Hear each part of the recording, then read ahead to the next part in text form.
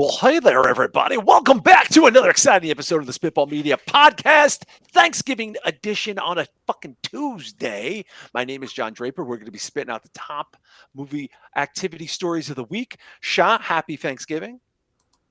Thank you, man. To you as well. Everyone in the chat room, happy Thanksgiving. We're a little early, but thankful for all of you guys in the chat room on a Tuesday.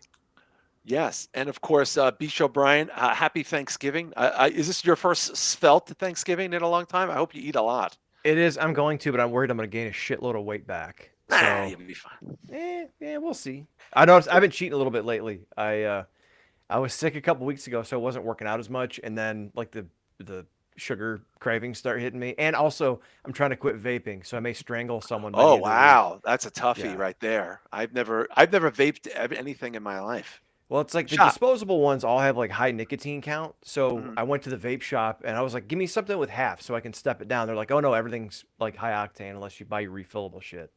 So, Oh, okay. Shah, do you don't vape? You just still smoke cigarettes, right?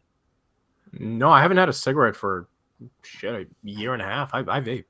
Oh, you vape? Okay, I get. Well, it's the weed. That's what when I see you smoke it. Sometimes I can't. I can't it's vape. delineate. No, I haven't had a cigarette for a long time. Me too. Although I did buy a cigar for Thursday. I do about 4 cigars a year. But guys, happy Thanksgiving to all of you hanging out with us. If you're joining us for the first time, normally we're on a Thursday, but because of the holiday schedule, we've been moving stuff around, keeping people, on their toes. But consider going to our Patreon. You want to go to patreon.com/Spitball Media. Shah, it is really the gift that gives and gives and gives for a low premium price. That's very true, man. I'm drinking on an Arizona tea, and as you can see, they took the price off because it's more than $1 now. No more price on there. It used to be Was it 99 $125? No, it doesn't say anything now. They can charge you whatever they want. Oh my God. Yeah, times have changed, man. This was the last one standing. It's a wrap, dude. It is. But yeah, wrap. $5. Get your money, more than your money's worth, to be honest with you. And of course, Bish O'Brien, we have so much exclusive content there that the $5, it's like 3 cents. It's like, what is it? Like 3 cents per 5 hours or something. It's probably not even that. Something like that. I don't know. I've never done the a hay penny per show. It's a buffalo nickel, John. No, tons of hours of content. I think the only other thing that comes closest in terms of price to value is I've been seeing a lot of those like Indian head massage like on the side of the street videos on TikTok.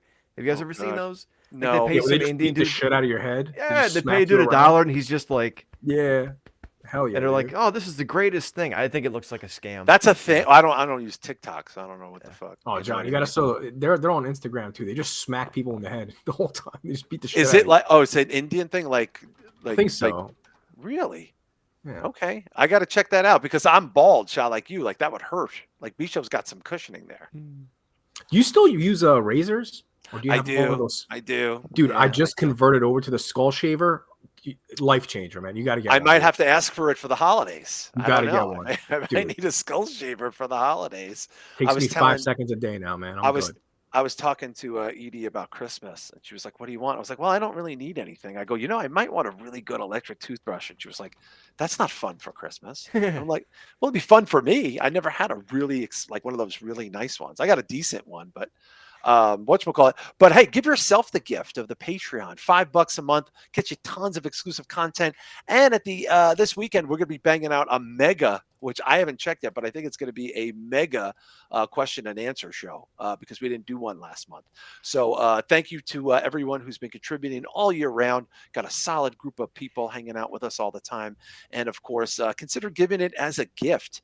Bisho, who's hanging out with us in the old chat room there? We got our buddy Chris Matthews. Yeah. We got Rich Dow. Hey now, happy Turkey Day, Dow. He wants to know, Shah, are you talking about that PC mouse shaped thing? Yeah. Shave your head with? Okay. Yeah, you just, same thing. Okay. Do you get the close shave though? You do, yeah. I mean, I just shaved my head. I'm going to talk to somebody about getting it for Christmas. Yeah, I didn't think so. Like, I bought one of the cheap ones too. It was like $40. Shit is like, I was like, yo, if this lasts me a year, I'm happy. I'll just buy another one. Oh, wow. Okay. Nice. We got Joe Punches, Robbie Desjardins. All right. We got the Bayou Geeks, Mr. Fatty 316. Fatty, happy Thanksgiving, Fatty. Let's see. I think I got everybody. Yeah, that's everybody. Oh, Marquise is in there too. What's up, Oh, Marquise? shout out to our friend Marquise, and of course, if you guys are in the Patreon there, you still have a chance. We're gonna probably record it. It's probably Saturday or Sunday. We'll get it out right away at the end of the month there, and then we'll put a new link up for the holiday one.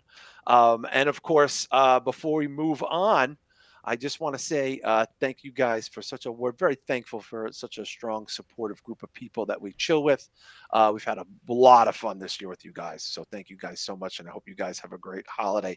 But we have a ton of entertainment stories to get to. But we wanted to kick it off. Last week we had talked about that I was going to rewatch Alien Romulus, which hit cable hit streaming, Hulu, Disney, I guess whatever you have there, and everybody has now seen it. Correct? We've all seen it. I rewatched it. I have to say, like, I really enjoyed it, but I feel like it has a crescendo for me, and I find Shah that last 15 minutes was not great for me. Like on a second viewing, like I loved it, and then like I liked when he called her a bitch and all that other stuff, where he's like, get away from her, you bitch, and they get on the ship, and then when we get the Downsy looking alien hybrid, I checked out. Like I felt like my whole disposition about the film changed. See, I'm the opposite. I actually really Mm. like that ending. Like, I there's something about it, man. I've only viewed it once, though. To be fair, I watched it last week. So perhaps maybe on a second viewing, I would hate it, but I doubt it. I liked it. Like I said, it reminded me of that albino Prometheus type of thing. It did look like it. It did, yeah. Just like a ginormous fucking version of that, Yeah, it looked Um, like it looked like a fetal like alcohol. Matumbo, Yeah, like a fetal alcohol syndrome version of the Prometheus alien. That's what it looked like. looked like an albino Matumbo. Rest in peace, Albino Matumbo. Matumbo. Pour some out from Matumbo. It's got a ring to it. Albino Matumbo. It's a great name for somebody. Albino God. Matumbo. That's going to be somebody's podcast name. Yeah, there you go. Bisha, where are you on that ending again? I just want to see where we all were on that, because it's such a lot of people are just discovering it now, and it's getting a lot of people talking about it, and it's very popular. It was very successful. I enjoyed the film quite a bit. I feel like that ending to me, I love the score. I brought up the score to you guys, but Bisha, Dude, where were you? the score is a straight ripoff from Under the Skin. If you listen to Under the Skin, it's very similar. Maybe it's the same composer. We'd have to look into Maybe that. I don't know. Might it be sounds the same very composer. similar. Yeah. Might be the same composer. Where are you on that ending again, B? I think you might be with me on that. Yeah, I might have to watch it again because when you talk about it, I understand what you're saying. But when I was watching the movie, it was like they did a great job, and it was one of the most suspenseful movies I've watched all year. In a Yes, sense well of made. not like oh, this is so scary and terrifying, but just sustained suspense. So not only do they have the suspense of, hey, this is going to crash into the rings of the planet, but we also know what's going to happen with the aliens. And then like every time they have that sort of chase scene where how they're going to get out of this, and then they get out of this, they roll right into another scene that's tense and like trying to get to a certain point. So I felt that happened like 4 or 5 times in a row after drawing everything out pretty masterfully. It's hard to do that. So I'll have to watch it again to see, because I didn't have an issue at the end. The only thing is they made things so difficult or seem so insurmountable into like 75% of the way through the movie that some of the ways they got around him at the end were good, and some kind of seemed like really like we're in the elevator shaft for like 75 minutes and the aliens aren't coming now, or like the crawlers come for you, you shut the mesh door and the holes are this big, they just stop. Like what? Like there was little things that I had to look past, but in terms of like suspense, I think it's one of the better movies I've seen all year. Yeah, the score really helped me through that film quite a bit. I thought the performances were good, Shah, but I also thought everything looked good. The spacecraft looked good. The Yeah. CG that was in the movie looked good. The practical looked good. The face huggers looked good. The xenomorph looked good. Didn't like the Downsy one at the end. Didn't like the quirky Life Goes On alien at the end that much. I thought that looked terrible. Honestly, I don't. And I have a 4K TV. I pay attention maybe too much to these things. But I thought overall, like it's a strong movie. You know what I mean? No, I agree. What I also liked about it was I feel like the Ridley Scott ones kind of shied away from horror. Like the first two were horror movies. I feel like this is going back to its roots, where it's focusing on it being a horror movie and not so much just like a sci-fi flick. Yeah. So I like that a lot about it. And again, I forget the guy's name, the directors, but I trust them. Fede Alvarez. Yeah. Like I liked Evil Dead He's Rise great. and all that. We love this guy. Yeah, I like what we're he's doing. fans. He's not like innovative or anything like that, but he serves his purpose. You know what I mean? And he knows what he's doing. He does it well. He's not like one of these new wave guys like Ari Aster and Eggers where he's gonna like change the game. Like he's not one of those guys, but what he does, he's gonna do very well. And You get your money's worth. You get Right. your money's worth with his shit, I think. And I think he bound. One thing I will say, and I think we did address this. I was surprised with with how it wasn't more gore involved versus it had some intense scenes, B show, like, but it wasn't like I expected to just see like hearts and lungs flying all over the place from this guy, you know? Yeah, it was almost like a Hitchcock movie on steroids in a way, where it's not gory, but it's like the story is very suspenseful. And like, I don't want to spoil too much, but like the one scene where they show little clips of what happens when you mesh the DNA, and then the next scene is like, here, do this, and I'm like, oh fuck, don't do that. Like that was, I haven't had that reaction in a while, and it's like the little things they thread in there throughout the movie were just really effective and built it to be tense naturally versus like a Terrifier, which is just over the top gore. Right. And another thing I liked about it too, you mentioned set. I like how it's in the future. It's on another planet, but like all of the components for the ship were analog. Because it was alien, right? Because in Alien, it opens with analog alien shit. Yeah. Yeah, it does. It opens with analog alien shit. So Don Stoney is asking us a good question here. People want us to rank them. So in this new world that we're in, we have Prometheus, we have Covenant, and now we have Romulus. This is not going to be easy. I'll go first, just top of my head. I will go, and I watched Covenant recently.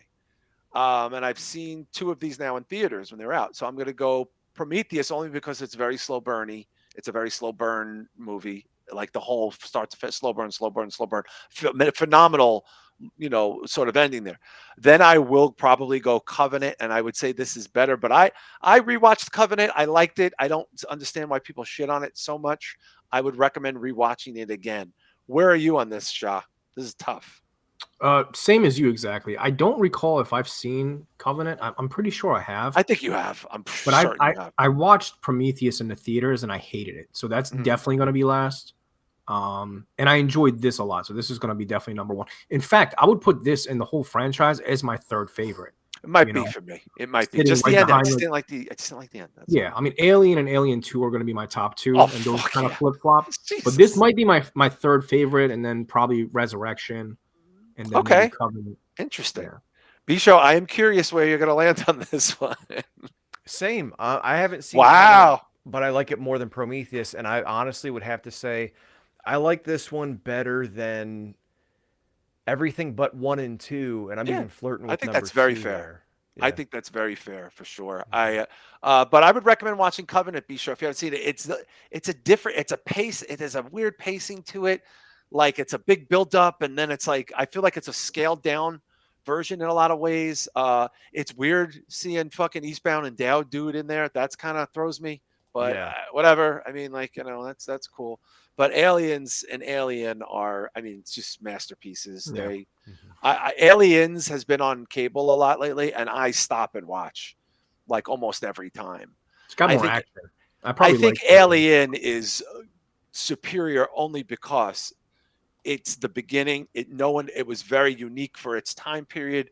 Strong performances, like really, like it was like a dirt. You know what I'm saying? Like Shah, it was almost. Dare I say, it was almost like a grindhouse space western.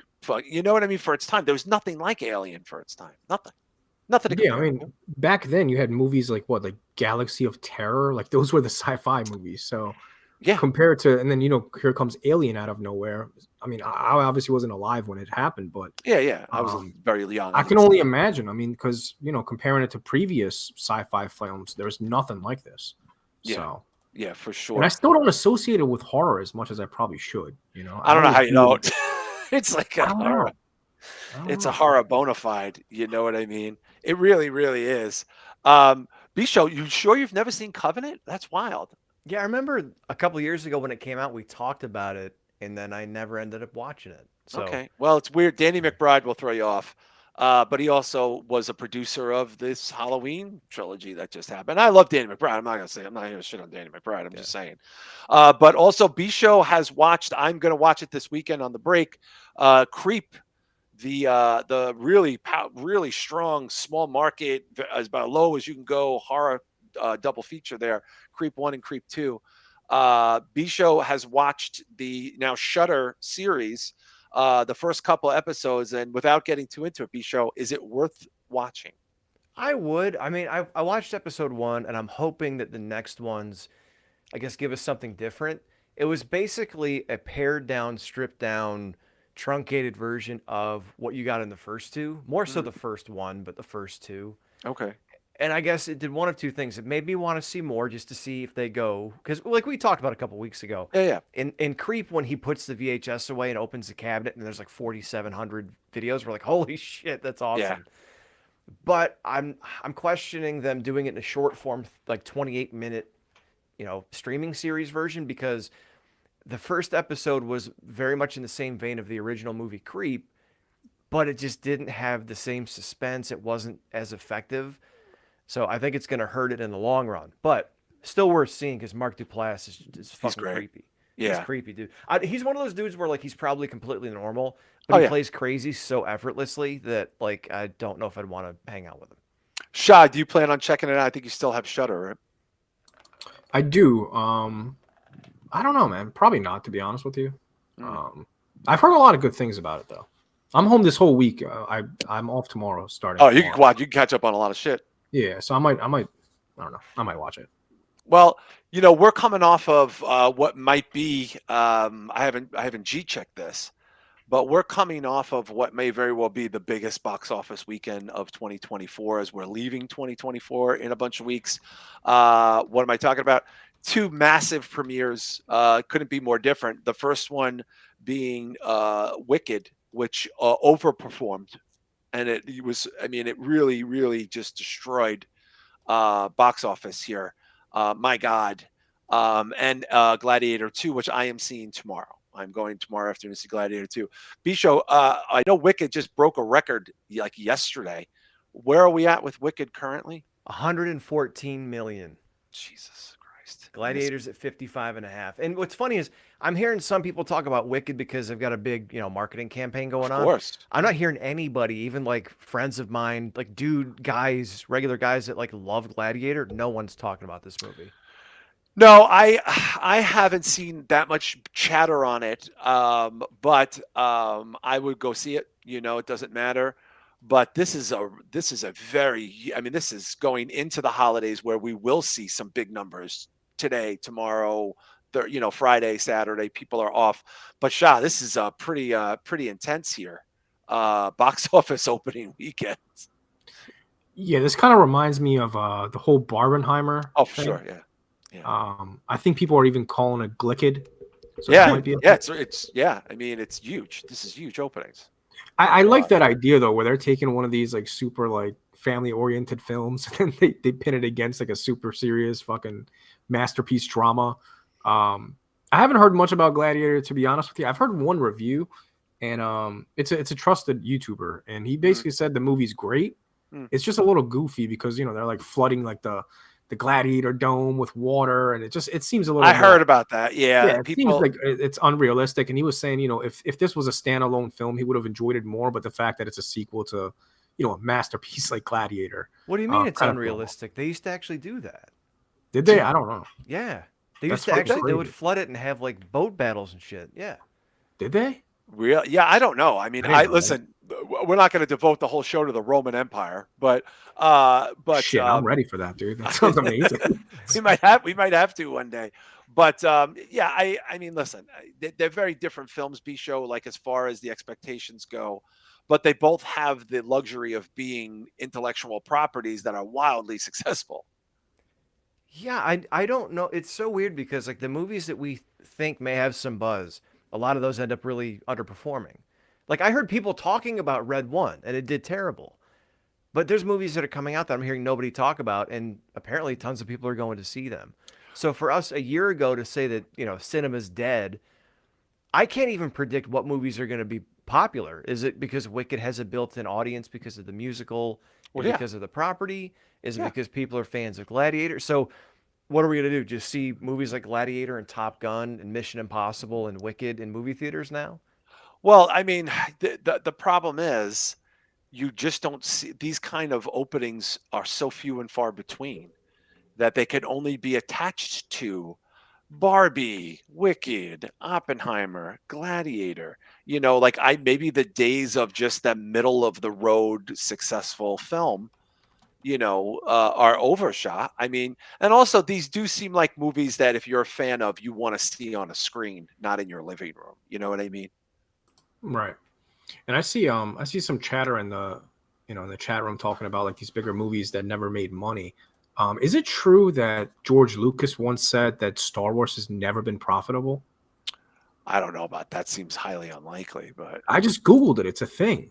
Like I really, don't know how that's possible. Well, How is that that fucking that's kind possible? of fucked up. So not to get too into it, he financed The Empire Strikes Back on his own from the mm, money, the royalty money from Star from Wars, Star the Wars, yeah, toy money. which a lot of people used to do back then. Right. So he would borrow money from the bank. He would pledge the toy money for that, and he was one of the first to really do it with this kind of movie. Hmm. And then that's how he would fund his movies, and then the rest of the money would go back into the next production or Lucasfilm or Pixar or whatever it was.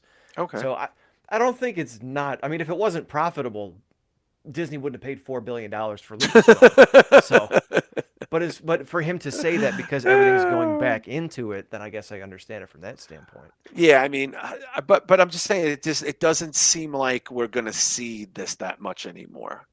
Whether it's the quantity or quality issue, whether the causality, whatever. Look, movies are very expensive, okay, and they're not going to get cheaper, and people are going to make different decisions when it comes to that. Now, there's also this thing. I don't want to spend too much time on it, but I think it should be discussed. There's been a lot of we talked about a little bit about the behavior of people at movies and how because we're such a hold your phone up society that it's very frustrating for people that spent money they do not have take lightly, and they're sitting in a movie theater, maybe with their children, maybe with their wife, girlfriend, husband, boyfriend, whatever they are, and there's a bunch of people singing and making TikTok videos, Shah, and fucking sneaking in like turkey legs and all sorts of shit. And it's just like, no, I this doesn't happen when I pay $9.99 4 months later on my TV screen. Yeah, I'm seeing more and more people have bad movie theater experiences. Which is sad, man. Like we're gonna see movie theaters come to an end before our time is over. I really feel like it. Really? Um, I think so, man. I mean, there's much less people excited about them. I don't see too many people at the theaters anymore. Unless it's like one of these big event movies, Well, like these movies Uh, for sure. I mean, right? Like the you blockbuster hits. But yeah, other than that, man, the only thing that's making money that's profitable is really horror. It's just horror like indie and shitty comic little movies. horror movies. And Yeah, well, this was not a year for comic films at all. So this yeah, was not the year to have that's that true. conversation. Actually, that's true. I didn't even They, notice that. they they took a pause because DC's not quite ready, and Marvel's taking too many shits. I mean, they're taking too many L's. B show, do you have two small children? Like if your daughter goes, Dad, I really need you to take me to see Wicked, you know, and your son tags along, and maybe your wife wants to go, and now this is $150 event, once you Oh, add way everything more, up. dude. Way more, dude. Well, No, I it's mean, not. No, it's not. We're from the Midwest. We sneak our Oh, snacks okay. in. yeah, Okay. they sneak it. He's got the kid putting a thing of butter in a sock leg. We go to the Like dollar store before the show. We get our snacks and our cans of yeah, pop and shit. yeah, We just yeah. sneak them into One the, kid's the whole coat. pocket is devoted to loose Skittles, but I'm just saying, like, but then you get there, and then some girl is doing reenactments every third song. It's like, what do you do? You're trapped there. You spent the money. Like, what the fuck do you do? Yeah, it's like if this is what movie going experience is going to be, if things are popular and theaters are packed, I don't want to go there and have someone screaming in my ear off key to stupid Wicked songs. I want to be able to go watch the movie with my kids or let my kids watch it. And you Right. know what? It reminds me. I don't want to sound like Tim Dillon, but it reminds me like the entitled, selfish adult baby millennials right now Right. ruining everything for like everybody else. Like imagine taking your kids, like your kids are 6, 7, 10, 12, whatever. You're taking them to a movie like Wicked. And then there's like some fat, blue-haired, fucking 40-year-old cat mom singing the popular song, and now your kids can't hear it, and she's like dancing around in front of them, and they just want to see it. Yeah. Like, like why? It's like and again, I don't want to pick on Disney adults, but like the Disney adult thing, like packing the parks and getting in the way, and I'll even blame like the people who go there and ride the motor scooters. I've been stuck behind them too. It's like, Mm, just don't be a dick. yeah. Don't be a dick. If you go to a Well, movie, don't jump up and get in people's way and sing and shit. Well, I like I said, I talk about this a lot on my social media, and my version of going to the movies consists of me getting up early, going by myself, hoping there's nobody there, and getting the fuck out of there because I don't want to deal. This is not how I want to see Heretic. I don't want to see Heretic with 500 people talking and fucking, having, sushi in front of me and fucking, babies crying. Not that I don't go see a lot of these like, monkey shit movies anyway, like these, pop culture movies, really. I don't. But the comic movies I do, but I go at 10 o'clock in the morning, like a serial killer, because I don't fucking want to deal with anybody. But yeah, it's interesting because the whole audience for Like a Wicked is going to be people who know all the songs, try to hit the fucking high notes at the end. I'm not that familiar with Wicked. I'm a very big musical person, as I've said many times, but I'm not that familiar with Wicked. It's just not my kind of thing. I don't, I would have seen West Side Story before I'd see Wicked in a movie theater or Les Mis. I saw Les Mis on Christmas Day at a goddamn movie theater. People were crying, people were sobbing in the fucking on Christmas Day morning. People were hysterical crying in Brooklyn watching Les Mis, and I was like, holy fucking shit! These were not like goober weirdos. These were like affluent, Cobble Hill Brooklynites bawling at this fucking movie on Christmas fucking morning at like 10 I o'clock in the understand morning. getting emotional and crying, but not like talking to the screen or you know what I mean. To No, me, there's a nobody was difference. nobody was singing or talking Yeah, to the screen. yeah. They were moved by just how powerful the performance was. Like, and I think it's a different audience. Les Mis has always been an intellectual audience, that kind of thing. But to me, like tomorrow, I expect my movie theater to be a little crowded because it is Wednesday before Thanksgiving, and I expect it not to be my usual experience. And I might eat a little crow and I'll be happy to get the fuck out of there when it's done. But I am curious. I'm excited to see Gladiator. I forget how many good people are actually in the movie.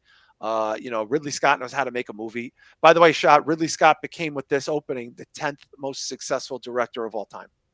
He is now the 10th box office. Pretty impressive. Doesn't surprise me though. Yeah, I think he's trying to do the Alien movies next again. Yes, he is. Yes, he is. It kind of scares me though, man. I kind of want him to stay away from those. I don't really want him to do those. I hope he lives to be 100. I hope he's the oldest person ever to direct a feature. Honestly, Bisho, like Ridley Scott's also a tough motherfucker. Like, he's not a Hollywood guy. He's like a blue collary guy. Tells people to fuck off. Has nothing to prove to nobody. Yeah, I hope like Marty Scorsese or Martin. Jesus, like I know him on a first name basis. Marty Scorsese. Marty Scorsese. Well, like Martin Scorsese last year or something said, when you're a certain age, you don't have stories to tell, or it's about time to get out. Someone said that, and I hope Ridley Scott tells them to fuck off, gives them the finger, and goes and makes another Alien movie. I mean, honestly, I know Drew or Shah. I get what you're saying. You don't want him to tarnish it, maybe in his old age, if he can't do it anymore. But come on, one more swing. Yeah, let's do it. Let's see. Let's get another Aliens out of him. Shah. Am I going to be disappointed like the Tyson fight with a Ridley Scott Alien movie? Well, he did Prometheus, right? He did. Yeah, so that's when I kind of lost hope. Where I was like, "Oh, dude, what are you doing, man? Yeah, wrong turn, man, wrong turn." Yeah, I caught the last 15 minutes of it, and I was so taken by what's his face performances. The German guy, he's so great. I never remember his name. The method actor who played he played the oh God, what's the character's name? Because he actually is a big part of the story. The synthetic. Oh shit! Yeah. Nobody ever remembers his fucking name. He's great. He's Magneto. He's the Michael Fassbender. Thank you, Stoney, and thank you, Drew. I love him. I watched that. I think that guy is great. I watch that guy in everything, and it's just, he was very, like, he's so goddamn good in Prometheus. Dude, like when he does the heel turn, it's fucking like, it's just stone. It's made David, he's fucking brilliant in that movie. I'd be lying to you if I said I remember, because I don't remember much from the movie. I just remember I hated it when I saw it. He has a huge heel turn. His heel turn is like epic, like like kicking Marty Jannetty through the Yeah. through the It glass, was like such a boring movie, man. Like I feel like nothing happened the whole fucking movie until the end, and I was just like, ah, this is dragging. yeah. You know? And he's in Covenant. He's in Covenant. So playing that David character is a motherfucker in that too. So I like him. So he's a guy that I think he's very good in it. But also something very interesting. So they're releasing the top movies of the year, box office wise, and this astounded me. This I'm shaking my head. I really don't know what this is about. But the Venom, the final Venom movie, which there will be no more. They're walking away from this. It was not the success that they thought it would be as a trilogy. It never incorporated Spider-Man. Very weird. Carnage movie was a little bit too PG-13 for me. But this last one was a blockbuster of the highest order. And Bisho, is it the 10th highest grossing film of the year? It's in the top 10 for the year. Just kick Jesus Beetlejuice Christ. out. It kicked Beetlejuice Shah. So the Venom trilogy movie, which got terrible reviews, where people were just like, "Oh, no, thank you." Nothing for nothing movie. Doesn't set up anything. Hardy's gone. All of this is over. Knocks Beetlejuice out of the top 10 slot for fucking box office. How did that happen? It's actually very surprising. I rewatched Beetlejuice this past weekend. So I don't know, man. Dude, Beetlejuice is growing on me, man. I might like the second one more than the original. It's coming to next week. It will be on the 7th. HBO Max will have Beetlejuice. I've been a while. I can't wait to watch it. Yeah. After the second viewing, man, it grew on me a lot. I like it a lot. As far as Venom though, I've never seen any of the movies, but that was always my favorite character from like Marvel. So everybody loves Venom, yeah. I mean, if there is a Marvel movie that I'd probably want to check out, it would be probably Venom. Was it rated R? Is it like violent? No. Are you kidding? Are you kidding? Okay. But Shah, it did 414 million. That's crazy. Like how the fuck? And it got terrible reviews. Terrible reviews. Bisho, have you watched any of the Venom movies? I saw both of them in theaters. My first tattoo was like a Venom tattoo in '91. I mean, like when the character was like McFarlane, like advent of the McFarlane Spider-Man. I like the character, and I like Carnage too. I was surprised that movie was so bad. Yeah, but it wasn't good. Based on what I was hearing, I stayed away. I've not seen the Tom Hardy Venom movies. I think I might have seen the part third of one on I've seen TV. Okay. I might have seen part of one on TV. Just decided not to check it out. But yeah, no, not a fan. I'm really surprised this one did over $400 million. Unbelievable. I've heard nobody talk about this, and critics are saying it's terrible. So who is going to see this movie? There was. I'll say this, and I'm basing this just on my own horseshit. The fact that there was no comic properties really all year, for the most part, to go see in the theater. Almost none, if not none. I think there might have been none. Other than Deadpool. Other than Deadpool, which is on a whole other level of success. Okay, this is like this is a whole other. This is like comparing the Yankees to the Milwaukee Brewers or something, like historically. Like, it's not fair, but I think it benefited from that tremendously, because that itch is still there, Shah. There is no shortage of people. And let's face it, a hard R Deadpool is not the same sell than a soft PG-13 Carnage, a Venom movie where it's just yucks and, very little, maybe, you could take kids to see it probably, right? Like I really can't take kids to Deadpool, Wolverine. I'm talking about small children. Like that's not a movie you really should be taking children to. Yeah, I don't know why I thought Venom was an R movie. I thought it was like because in your brain, because you used your brain and go, yeah, that should be an R-rated movie. Yeah, if any of them should be, I feel like that's the one. Yeah. I do still want to check out Deadpool, but you gotta watch it if you can this weekend, dude. You gotta watch it, dude. Well, we were watching it Thanksgiving night where we were watching it. Oh, okay. Yeah, it's an event movie, dude. Did they come out close to each other as far as release dates? Venom and Deadpool? No, nobody fucked with the Deadpool movie. They just laid down and said, "All right, we're gonna shut down for a month." But I'll give you guys the full Gladiator, spiel next week. Some people in the chat had said it was pretty good, but yeah, Joe Punches, Venom should have been hard R. Look like B-Show. Can you imagine a Deadpool violence hard R level Venom trilogy? Yeah, I mean that's what I was expecting when they started talking about Carnage and Venom, because isn't Carnage is like a symbiote that attaches to like some A psychotic serial killer. Yeah, Yeah. a serial killer. Yeah. Yeah, it's like how do you do that PG-13? Yeah, I don't know. It's like porn. Woody with, Harrelson tried. I mean, he was a fine Cletus Cassidy there. I'm well versed in all this lineage. But you even look at Daredevil, the Daredevil TV show. They already said it's R because they want it to be mega violent. It's hyper violent, a lot of death, a lot of stabbings, killings, shootings. It's street violence. Can't tell that story in a PG environment. It'll be fucking saccharine. No. And like Bobby Heenan used to say when people say, oh, why did wrestling get so violent? He's like, look at the news. Watch the news every night. There's Yeah, I there's remember. more I terrible saw shit that. on the news than you would have seen Watch in the the news. 80s wrestling. Watch the news. Yeah, it's the same shit. Speaking of news, I'm gonna fry Shah's brain for everybody to see. So I thought this was a joke. I'm just gonna be very honest about this. We've been talking up Nosferatu. We're hearing so much about it. It's coming out Christmas Day. People are starting to share pictures of their tickets. Apparently, certain theaters, when you go to buy your ticket online, it is a coffin. Your seat is a coffin on the graphic, which is a very cool idea. But Shah, this is going to freak you out, so just get ready. They announced today that in the spirit of the popcorn-themed swag that you can get, there is going to be on Christmas Day a limited sarcophagus Nosferatu popcorn holder. And we're going to show Shah for the first time. This is legit. This is not fake. That is the Nosferatu popcorn limited edition sarcophagus that you can get on Christmas Day, Shah. Shah, are you definitely going Christmas Day? Dude, that looks fucking tremendous. Yep. The amount of detail on that, what the fuck?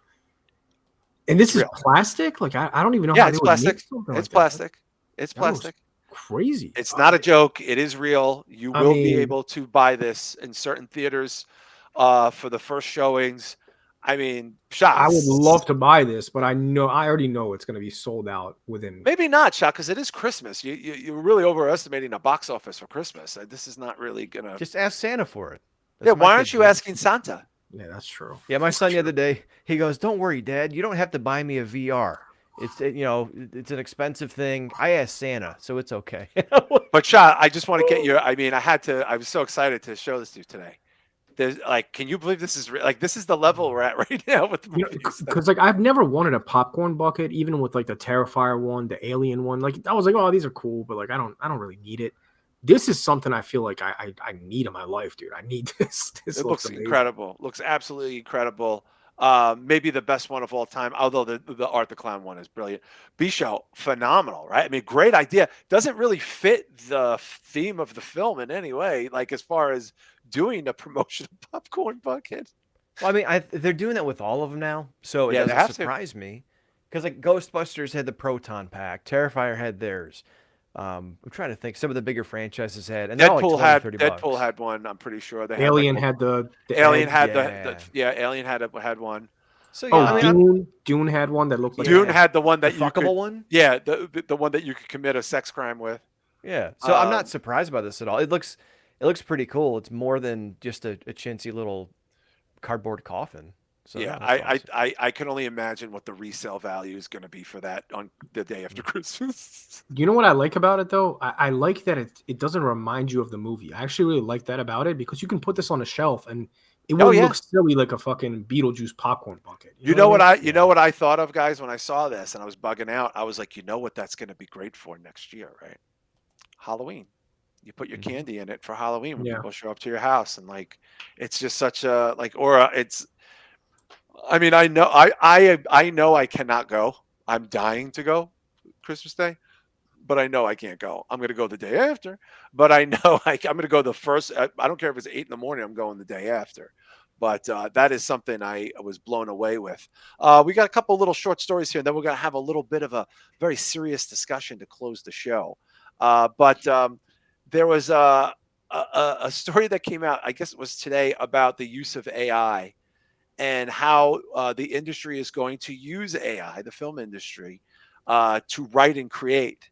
And they said that they gave it 139,000 movies, the search engine, between film and scripts. Bisha, what is this saying there? I'm sorry, I can't see. It's very small. So, according to Discussing Film, more than 139,000 film and TV scripts have been used to train AI, including 346 scripts from Ryan Murphy, Jesus. 616 episodes of The Simpsons, and every episode of The Wire, The Sopranos, and Breaking Bad.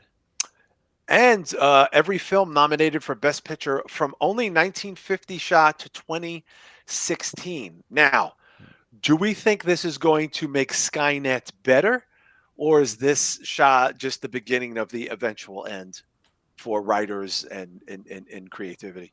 Yeah, I can't express to you how much I hate this, and I know it's coming. We've called it. I mean, it's inevitable that it's going to happen. They're already using AI to upscale films, and James Cameron is one of those guys that loves AI already for some fucking reason, dude. Like, he just did Terminator, and the second one looks like absolute dog shit on 4K because they used AI to upscale everything to restore it, and it just looks so fucking glossy. Everybody, the skin is like clay.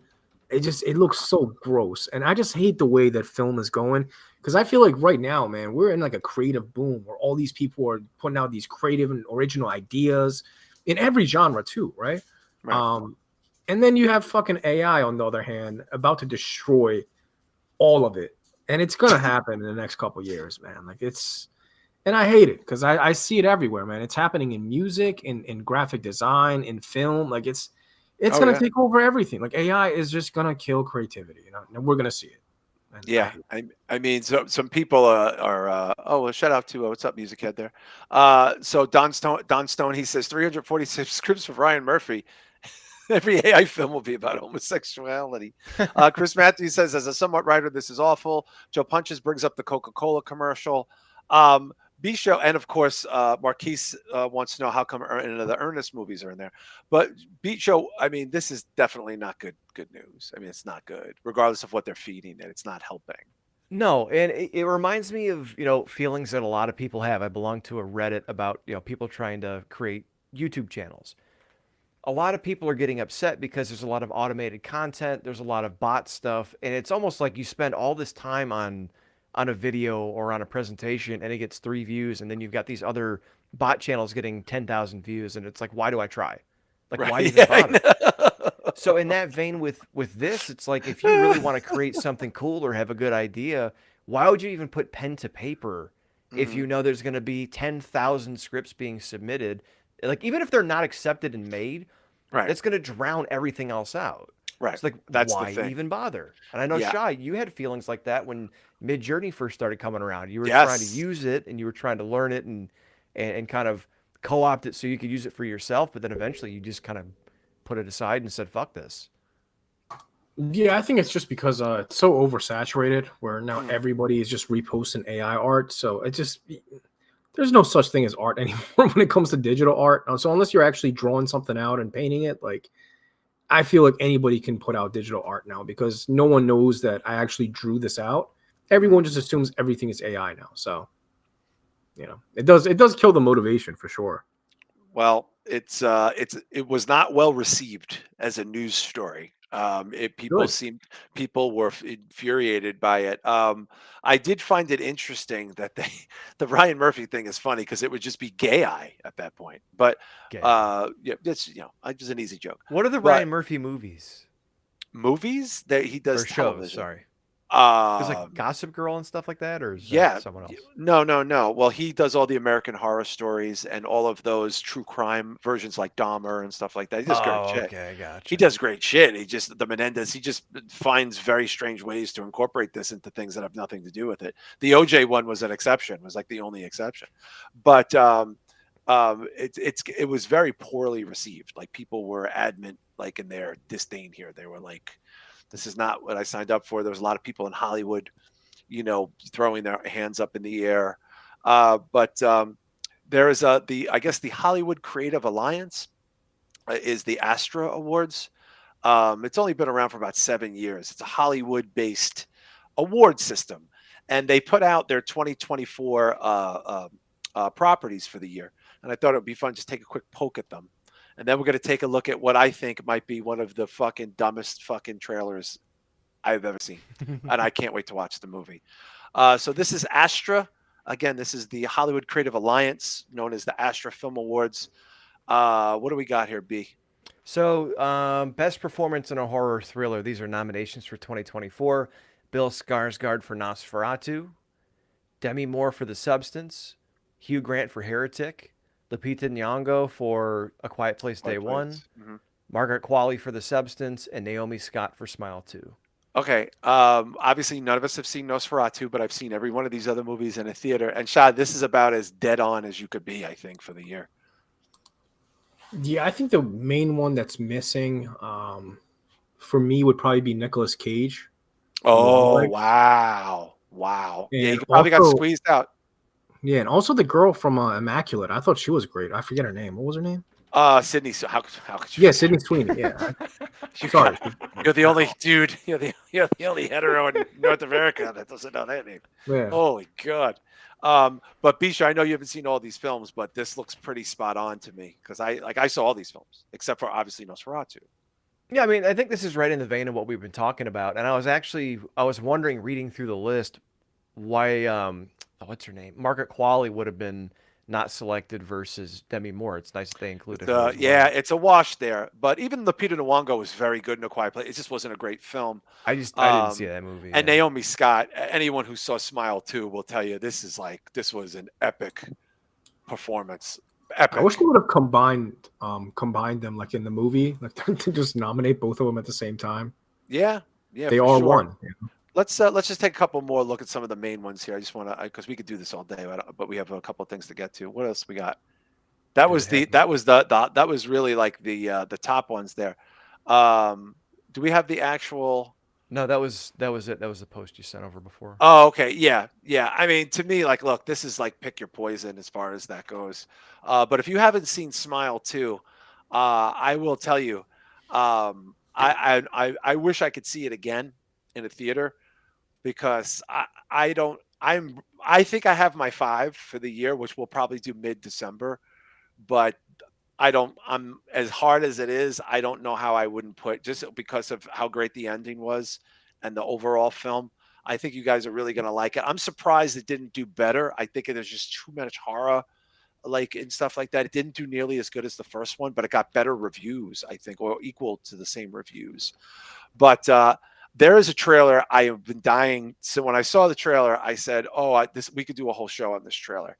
So as we all know, several mostly Disney related, but also literature properties went public to public domain in the last year or two. And now we have like the Pooh-verse, the Pooh horror-verse, where Winnie the Pooh has its own horror versions of all the ancillary characters. We have Mickey Mouse in that capacity.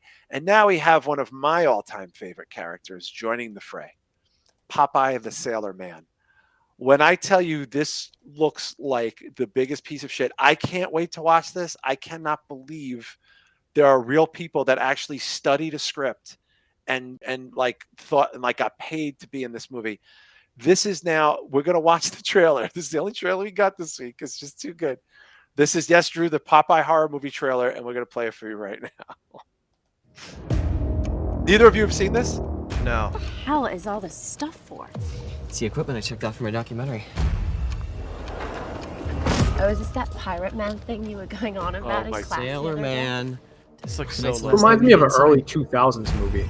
Yeah. It does. It's going to remind you of a lot. We're, aware of the charming stories circulating about this place. I don't believe in ghost stories. He's not a ghost. The Sailor Man is real. Oh my god. This is real. Look at this. He doesn't take kindly to visitors I stopping at his cannot wait to watch. Look at this. Look at If this. she's just doing some school project, then why won't she just Robert Shaw's cousin, Roger Shaw. She said they're going to be at the old canning factory, right? Look at that. You see the spinach Let's go can? down there. Anchor Bay? Do you know why the factory closed down 20 years ago? There was a spinach contamination. Uh-oh. This looks like the guy who built my deck. Before I do it. And he acts like it, too. Look at this. It's Popeye. Oh, he's got the anchor. Monster! Oh, yeah. what I am. Look at that. It's Popeye fire. Popeye the Slayer Man. Shah, I'm just gonna ask you, if you could do a top 10, and you could watch this before the end of the year, would this be in your top 10? Absolutely the fuck not, dude. I have a top 15 already, and this would get nowhere near close my top 15. But don't you want to watch it though? Don't act like you don't want to watch it. I do want to watch it. I had no interest in watching like the Mickey Mouse movies. Like those didn't appeal to me at all. No, even this, the Pooh ones. This looks like one of those like so cheesy. It's so bad. It's good Amazing. movies. You know, like Trauma, like Vinegar Syndrome type of movies. I just wish, like, I love practical effects, man. Just the mask looks so stiff that you can just like there's no expression. You know what I mean? It's such a stiff mask. You can tell. It looks like, remember like in the 90s where they tried to do like Howard Stern would dress up as like OJ or something, like, or something. It looks like somebody's version of an 80s or 90s prosthesis. Like, Yeah, like the Duracell battery family.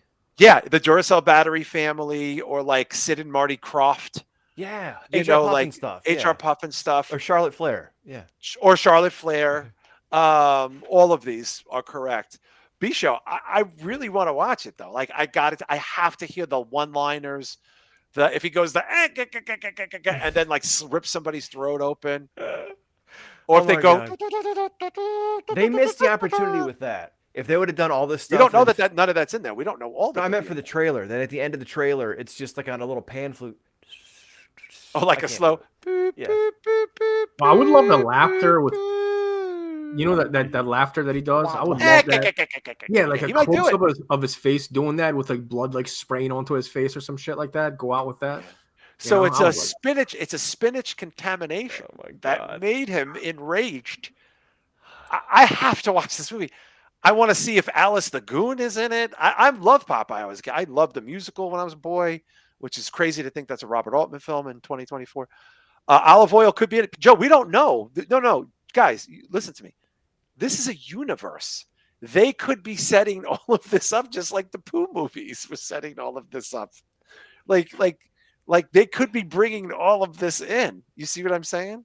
This is probably going to be dog shit, but if they build this into a universe, I'm kind of sold. Like with someone mentioned Brutus and Bluto, I like Wimpy be like, I will gladly slay you Tuesday if I could slay you today, and then he stabs somebody with a burger, like a skewer or something. Like Alice the Goon is a real like, I love Popeye, and she's killing people for Popeye.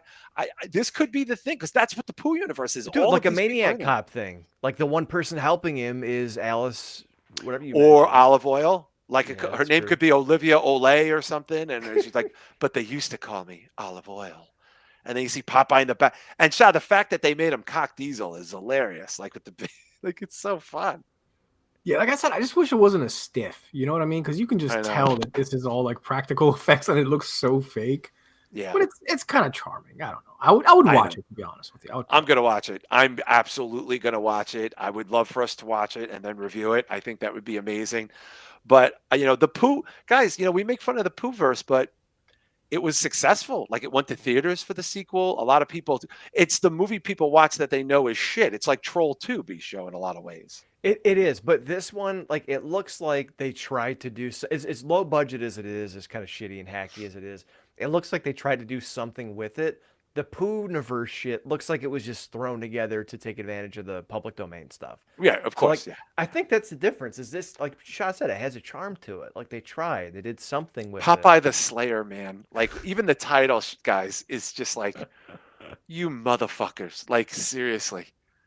Like, I am. I can't talk like him, but yeah, it's hard. But he goes, I yams what I yams, and then he splits her, then he bashes her head in. Like, this is gonna be Shah. Like, this is gonna be memes. You're gonna see this in fucking GIFs, however you call it. Like, you're gonna see, like, people are gonna be using this all the time as to shit on it. There'll be like midnight showings of this. People show up dressed like Popeye. Like, it could be a thing. I can honestly see it like going viral in clips on TikTok and stuff. Yeah, that Winnie the Pooh movie, like that has a solid cult following now. it does. The Um, second one got good reviews. Like well, Don I heard the Stoney is second saying one is Blood much- and Honey 2 is actually better than the first one. Yeah, that's what I've been because hearing. That they it's brought like in a other decent movie. characters. They brought in the other characters and stuff like that. It's a universe now. Yeah. Pinocchio, I think, is going to be a part of. Bisho, pull up the Pooh universe. I know I might regret this, but I just want to see it. I just want to see like what incorporates the Pooh universe. Well, now did you aren't know- they? we're They getting are like a doing that Peter legit Pan, now, too. right? Peter Pan is Yeah. Pinocchio, Oh, Peter Jesus Pan, Christ. Winnie the Pooh, Mickey Yeah. Mouse, Popeye. There was another one too. I Dick forget. Cheney, Bambi. Oh, Well, Dick Bambi Cheney is might- one. Aren't they doing a Bambi? Yes, they are. Yeah. Yeah, Oh my yes. I'm trying to share it. I just want to see the Pooh verse because now it's like a whole thing, but it's like a whole universe. But they're all going to be. I think some of them are going to be incorporated into the Pooh verse. They are. I found a poster, but Deadline's being a Steamboat Willie, right? Yeah, douchebag. they have the Steamboat Willie character. So I imagine these will all coalesce into like an Infinity Gauntlet, like a Special Needs Infinity War, or something like that. Endgame, you know. Yeah, there's the poster. It's Yeah, not it's giving fun. the individual names. I did find another one. I'm trying. It to find. isn't. No, it was like Bambi. It was Peter Pan. Look, look. Even that's the Avengers logo. That's the Avengers logo. Yeah. That's the fucking Avengers, and it says Monsters Monsters Assemble 2025. Is it in the context there as to everyone they're bringing in? I'll go back a slide because there was a list of them. Give me a sec. Here we go. Twisted Childhood Universe. That's what they're calling it. The Pooh-verse. Oh fuck, not a video. Oh, Yeah, it's a Peter Pan, Pinocchio, Bambi, and Pooh. Wow. Yeah. Wow. So they're all good. Okay, I would watch that. I would watch that for sure. And they know what they're doing. You know, it's only a matter of time before they loop in the Popeye guy. But listen, before we head out, we have a very serious conversation we're gonna have. It's not serious at all, but we were talking about this offline, and now the movie The Substance. You know, you'll be hearing about this so much. It's one of the most talked about movies of the year, successful film. You know, potential Academy Award nominations. A lot of people have it at their top. Everyone has seen it now in relation to the show. And I had said to the guys offline, you know, I just don't see a world where this isn't my best, my number one for the year. And my list is very specific. It changed a little bit. But, you know, spoiler alert if you haven't seen it yet. I don't know how much. It's hard to talk about this contextually without the plot. And before I go to Shah, Bisho, I know you enjoyed it, but for your perspective, because I think you saw it after Shah saw it and Shah just watched it again. I've only seen it the one time. Without putting you on the spot, top film of the year, right? I mean, Number one, no. okay, but it's No. a top film. Yeah, it's gonna be one of my top. I have yet to sit and rank them all. I didn't Okay. want to do that. I know, until it's a tough year. see 'em. It's a tough yeah, year. because then you get tied to one and then you don't want to replace it. But Okay. there were parts of the movie that I thought it was the best of the year, and then there were certain parts toward the end where I thought that kind of fell apart. It was still a great ride, and it was still one of the favorites that I've seen so far. They went kind of crazy with it. Mhm. I just think it went in too many different directions toward the end. Okay. Now, Shah, you saw it and now you have rewatched it. You're the only person who in this conversation who has seen it twice. I doubt many people in the chat have seen it more than once. And you were saying offline that you have a very different feeling about it from the second viewing compared to the fucking initial viewing. Yeah. And by the way, for anybody that hasn't seen it, we're gonna do some spoiler alerts just in case. It's been out for a while, and I feel like most people has have been out. seen Yeah. it. So upon second viewing, I love certain things more about it, and I started to hate the ending. So I kind of agree with Really? Bisho. I feel like the ending was very cheesy. It looked silly. Like she's running around this apartment looking like a broken down gypsy. Like I'm like, what the fuck are you doing? Like this, come on, this was like a serious movie. And then in the last 10 minutes, although I love the gore and all that stuff, you know, when she's like bashing her face in, it's fucking crazy, right? It's crazy. But the chasing around, I thought she looked pretty cheesy. Like it almost rubbed me as comical in a way, you know, where I was like, yo, this movie was like, I was taking it very seriously until she started running around the apartment. I was like, oh, you should have just left that out, man. It's a long segment. Like it's a big part of the movie where she's like running around chasing her for like 5 minutes. and she's limping with this hunchback, and After not being able to walk, she's being chased and running around the apartment too. You know. right. And I love the way she looked at first, and then I just thought towards the end it started to get a little too silly. Where I was like, "Oh, this is like it's like Toxic Avenger a little bit." You know what I mean? Like it's Yeah, well, almost for sure. equivalent. Yeah, for sure. And I think now, in what I'm going to say is, I think because it was very heavy-handed in theme, right? Like, because really the theme of this is very heavy-handed. I mean, it's like if you're a woman over 40, whatever, like your life is meaning, like you're worthless to people. You're literally fucking worthless. Forget about 50, and 60. She's 60, So it's like very heavy-handed. You have every male character, which is not a lot. It's not about men at all, but all the men are trash. The biggest male character in the movie is just a horrible human being. Horrible human being, right? There's no balance to that at all. There's no, you know what I mean? So I feel like the silliness of the last 15 to 20 minutes was to kind of bring it down and make you kind of just laugh at the silliness of all this, because otherwise it could have went very dark, because it looked like it was going very, very dark. Like it just, Yeah. So that's what I didn't took from it. It was like, hey, listen, like this woman's like, I'm not trying to club people to death here with the seriousness of this. Let's just make her look like the shit monster from fucking Dogma. Remember the shit demon in Dogma? That's what it reminded me of, the shit demon. And Belial, that's and what I was saying Toxie, last week. Yeah. Belial and the shit demon. Yep. That's what I felt like she gave us a chance to go, oh man, this is crazy. Instead of walking out like we did in movies like Men, going, oh my God, I'm uncomfortable. Like this is uncomfortable for me. To me, it's the opposite of Men, because that rebirth scene is agonizing. It's fucking hard. And then when he's like talking to her after being born again, and it's fucking weird. This was just like, I'm so pretty, right? And I'm a poop monster, and they killed me, and my face is like sliding across my star in Hollywood. It was levity, and I think it needed that levity, because it could have went very dark, man. And she chose not to make it that. Let's be honest. It could have went that if it would have went dark and heavy-handed, and she just like, I don't know, like they both show up to the same thing together, and one's old and one's young, and they all throw tomatoes at the old Demi Moore and boo her while cheering the young pretty girl. Like, you know what I'm saying? Like it could have went like that way, and it would have been a lesson. Instead of getting taught a lesson, we got taught to laugh at it a little bit. You know what I mean? Yeah, and I get that, but it also reminded me of like, what's the Mel Brooks movie? Is it Blazing Saddles, where they get in a fight at the dining hall at the end behind the scenes? It would be throw like out your hands, stick out your tush. Yeah, yeah. The musical. So like, it would be like if you did like a serious, tense Western, like Barrel Full of Dollars or something, right? And then the finish of that movie was the behind the scenes craft services fight from a Mel Brooks movie. It seemed like it took such a sharp right turn that I understand what you're saying. I agree 100%. It makes sense.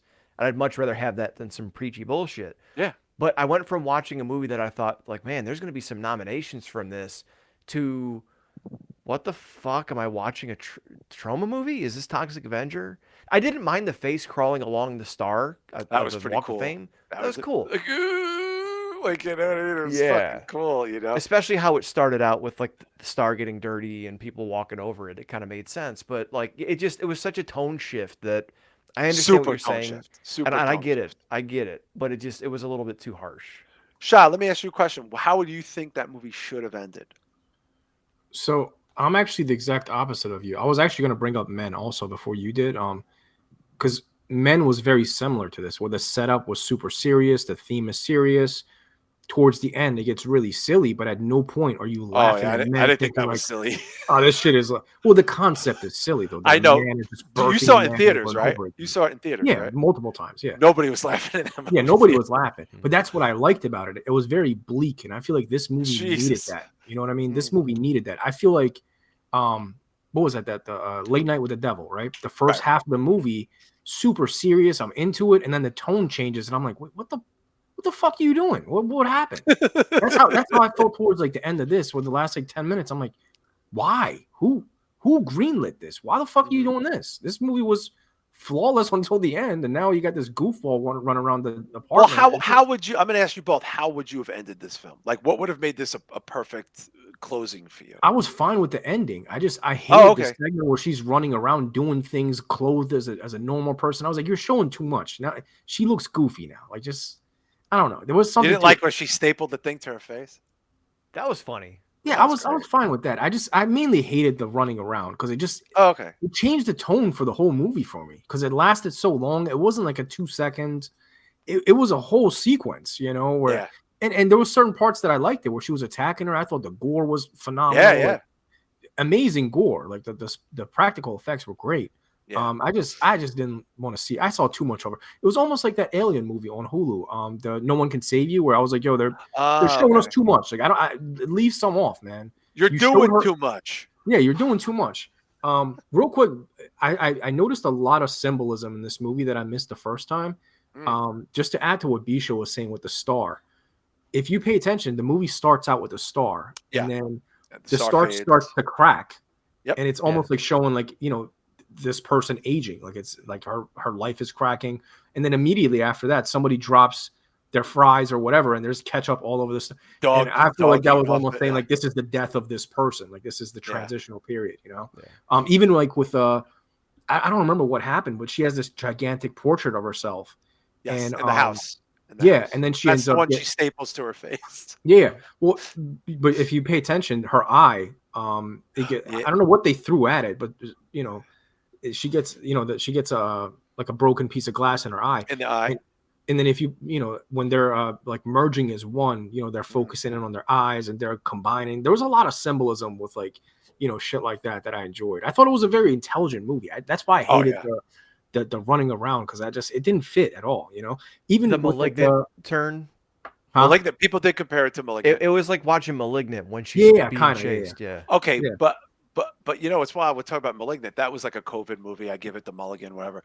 But people fucking love that movie. Like people love Malignant. Like people, they love it. They love the reveal. They love the fuck. Okay. I didn't love it. I thought it was a well-made, dumb movie. Bisho, how would you have ended the movie?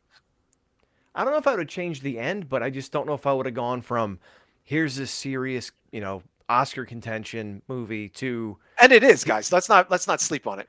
This is going to get some nominations. Yeah. No, but the end ruined it. That's why I agree with Bisho. I feel like it changed the tone where now you can't take it seriously anymore. It became a joke. I would have been fine with the end on stage with the face stapled to the. That would have been a wild ending too, like a Carrie kind of ending in a weird way. If it wasn't for, hey, we're going to do this weird like kung fu fight in the middle of all this. Right. You know what I mean? It just it was strange. Very she goes like flying into the wall. I'm like, what?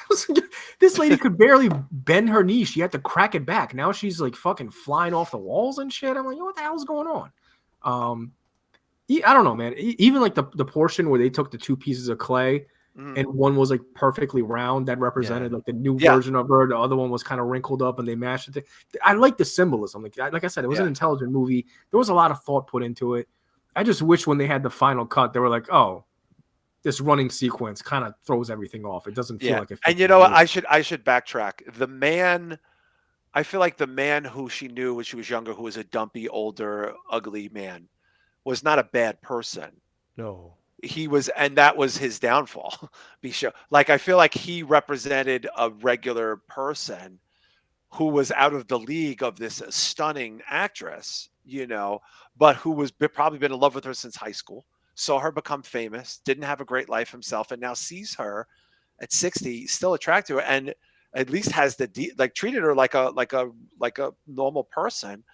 But, and I was wondering where that was going to go. That was very intense. A lot of people feel like that was the Academy Award moment for Demi Moore. None of this other shit's going on, and she sees herself as an older woman going on a date with a man that she is not attracted to, but she's just so disenfranchised. You know what I mean? It's pretty powerful shit. Yeah, I mean, he was awkward. He wasn't a bad guy. He wasn't a bad man. No, he wasn't. He was just a starstruck, always puppy love. Like, holy shit, I'm going to take my shot, even if I don't, if I'm not in the league. You asked me how I might end it. The only thing I might have done, and it probably would have gotten cut because I think it was too much, is if after she goes up and her face goes on the star, Mm. if Dennis Quaid walks by a few minutes later with like the next starlet, like, oh, you're gonna be big, baby, because it's Yeah. just the cycle repeats itself. But that might be a little bit too much. Yeah. Yeah. And like Joe Punches brings up the ageism theme. It's it's a difficult thing. I mean, I'm not trying to die on this cross, but it's a difficult thing. Like aging is difficult. It's hard, to see yourself in such a short period of time. Like I tell people this all the time too. Like this shit's hard. Like it's fucking hard. Like you just never really feel right. That's over. You eat something you're not supposed to, you feel it. You don't sleep the way you should, you feel it. You drink too much water, you're getting up to pee 3 times. Like that's not a life that you envision for yourself. And I think Demi Moore brings a lot of real people problems as the stunning 60-year-old woman, just absolutely flawless looking 60-year-old woman. She was so perfect for this. I'm going to ask you guys a quick prediction. If you had to nominate her or Margaret Qualley for an award, who would you nominate before we head out? Shah.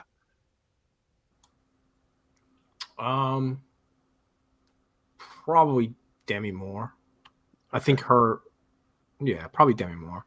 Demi Moore, Best Actress? Yeah, I mean, I personally don't think I wouldn't nominate her, but if I had to choose one of them, I would say Demi Moore probably, just because I feel like her character was a little harder to pull off. Yeah. Yeah, she did the heavy lifting for sure. Bisho, who would you nominate? Or would you nominate both of them? Same, because Margaret Qualley did fine, but like she got to be the starlet who everyone wants, and she's having fun until the end. She's not. Demi Moore, like from almost the end of the first act, was depressed or dejected or like beside herself. So yeah, a lot more drama in that role. And it was real. Like I bet you Very real. a lot of this is probably how she feels in real life. Like, well, Shah, when was the last time you saw Demi Moore? Right. No, that's what I'm saying. Like you can tell this is like this was personal to her. This is probably something that she was very much wanting to do. You know what I mean? Yeah. And she took, by the way, they all took scale. From my understanding was they made as little as humanly possible for her to be that bold. I mean, she did full nudes, no apologies there from any kind, no prosthetics for Demi Moore. I mean, she went vulnerable. God only knows what that makeup routine was for her as a 61-year-old woman. Even talk about vulnerable. The one scene where she's laying down and her butt cheeks, like not to sound like but her butt cheeks are like saggy as hell. Like you can tell she's aged a lot. So for somebody that age to be comfortable to go from striptease to like, here's my saggy butt cheeks now. Oh yeah, I did notice some balls, man. Like I respect that, Yeah.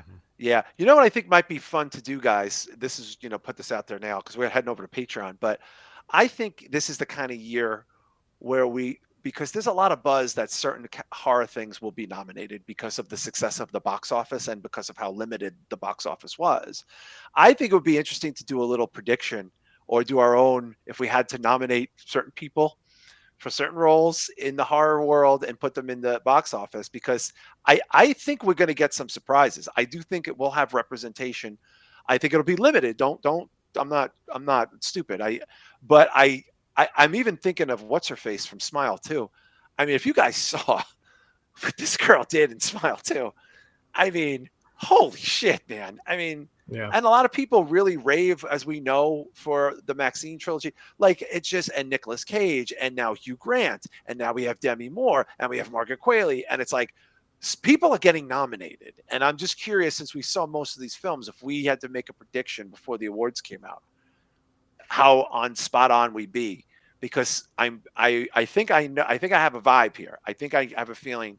I don't think the girl from Smile 2, Naomi Scott, and I'm telling you guys, when you see it, you could be like, why wasn't more people talking about Naomi Scott? Like she completely carries this movie. I don't know who she is. She sings in it. She dances in it.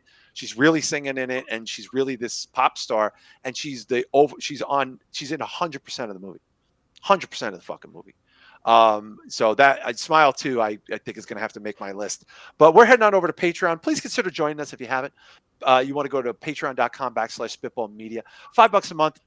You can get it on the huge blowout Q&A that we're recording over the weekend.